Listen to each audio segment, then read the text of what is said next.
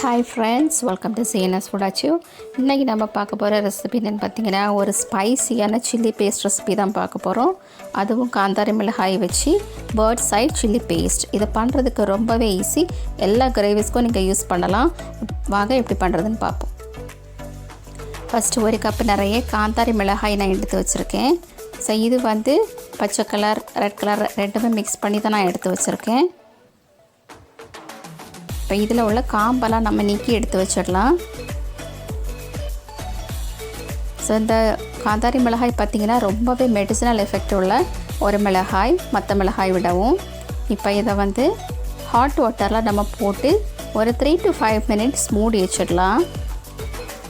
சில பேர் வந்து குக் பண்ணி கூட யூஸ் பண்ணுவாங்க, நீங்கள் அப்படி கூட பண்ணிக்கலாம். இப்போ ஆஃப்டர் 3 minutes வந்து நான் ஓப்பன் பண்ணி எடுத்துட்டேன். இனி இதை நம்ம வடிகட்டி எடுக்கணும்.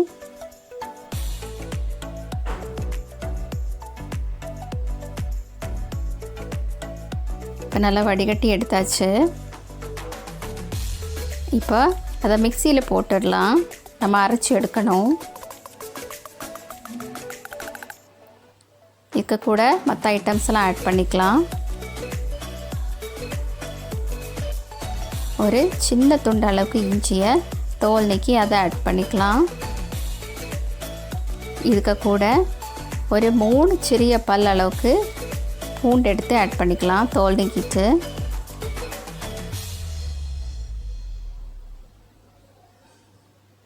அப்புறமா இப்போதைக்கு ஒரு 1/2 ஸ்பூன் அளவுக்கு நல்லெண்ணெய் ஆட் பண்ணிக்கோங்க.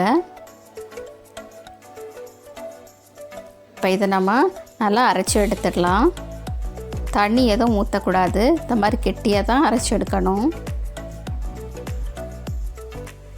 இப்போ இதுக்கு கூட திரும்பவும் 1 ஸ்பூன் நிறைய நல்லெண்ணெய் ஆட் பண்ணிக்கோங்க. அப்புறமா தேவைக்கு கல்லுப்பு ஆட் பண்ணிக்கோங்க. அடுத்தது வினிகர் ஆட் பண்ணிக்கலாம். நான் வந்து ஒயிட் வினிகர் தான் யூஸ் பண்ணியிருக்கேன். நீங்கள் ஆப்பிள் சைடர் வினிகர் கூட யூஸ் பண்ணிக்கலாம். நான் வந்து ஒரு 3 ஸ்பூன் அளவுக்கு ஆட் பண்ணியிருக்கேன். இப்போ இதையும் நல்லா அரைச்சி எடுத்துடலாம். மை மாதிரி இவ்வளோ ஸ்மூத்தாக இருக்குது பாருங்கள். இப்போ இதை வந்து ஒரு சின்ன பேனில் ட்ரான்ஸ்ஃபர் பண்ணிடலாம். இனி இதை நம்ம குக் பண்ணி எடுக்கணும். இப்போ சிம்மிலேயே வச்சு நல்லா கிளறி விட்டுக்கோங்க. ஒரு 2 to 3 minutes அப்படியே கிளறிக்கிட்டே இருங்க. கலர் சேஞ்ச் ஆகணும்.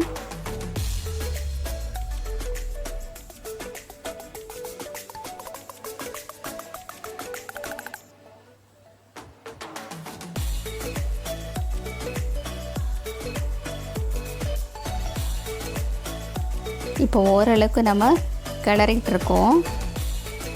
கொஞ்சமாக கலர் சேஞ்ச் ஆக ஆரம்பிச்சிருக்கு. இப்போ ப்ரௌன் சுகர் ஆட் பண்ணிக்கலாம். ஃபஸ்ட்டு 1 ஸ்பூன் ஆட் பண்ணிக்கிறேன். அது நல்லா மெல்ட் ஆகட்டும்.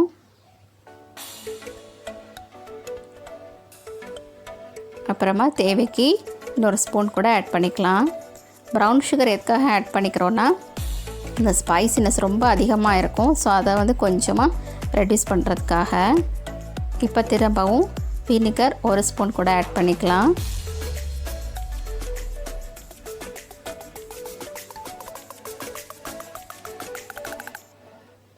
இப்போ உப்பு பார்த்து அட்ஜஸ்ட் பண்ணிக்கோங்க தேவைப்பட்டுச்சுன்னா.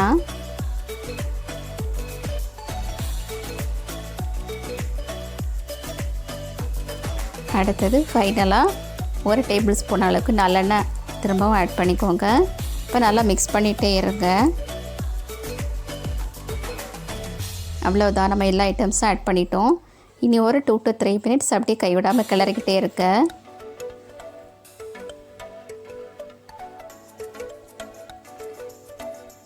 இப்போ ஓரளவுக்கு கன்சிஸ்டன்சி வந்துடுச்சு. இப்போ பர்ஃபெக்டாக ரெடி ஆகிடுச்சு. இப்போ நம்ம அடுப்பு ஆஃப் பண்ணிக்கலாம். இதை நல்லா ஆற வச்சுருங்க. ஆற வச்சுட்டு நீங்கள் ஒரு பாட்டிலில் போட்டு ஸ்டோர் பண்ணிக்கலாம். ரொம்ப நாளைக்கு கெட்டு போகாது. ஸோ இந்த ரெசிபி வந்து நீங்கள் நிறைய கிரேவிஸ்க்கு எந்தெந்த கிரேவிஸ்க்கு அதே மாதிரி எந்தெந்த ரெசிபீஸுக்கெல்லாம் சில்லி பேஸ்ட் தேவைப்படுதோ எல்லாத்துக்குமே நீங்கள் யூஸ் பண்ணிக்கலாம். ஸோ கண்டிப்பாக அந்த ரெசிபியை வந்து ட்ரை பண்ணி பாருங்கள். அண்ட் மறக்காமல் உங்கள் ஃபீட்பேக்ஸ் எல்லாம் கமெண்ட் செக்ஷனில் கொடுங்க. அண்ட் நம்ம சேனலை சப்போர்ட் பண்ணுங்கள். தேங்க்ஸ் ஃபார் வாட்சிங்.